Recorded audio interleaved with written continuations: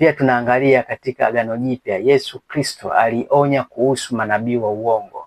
Ukiangalia ile Mathayo 7:18, jihadharini na manabii wa uongo, watu wanawajia wamevaa mavazi ya kondoo, lakini kwa ndani ni mbwa mwitu wakali.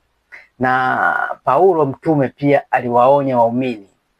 Tukiangalia katika Matendo ya Mitume 20 mstari wake 29 pale mpaka 30, tusome tuone. Najua mimi ya kuwa baada ya kuondoka kwangu mbwa mwitu wakali wataingia kwenu, wasilihurumie kundi.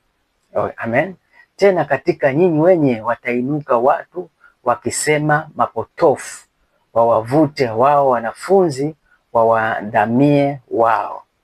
Kwa hiyo hii mbwa mwitu wakali Yesu alisema, na Petro na Paulo pia alisema hiyo mbwa mwitu wakali wanajivisha ngozi ya kondoo. Amen.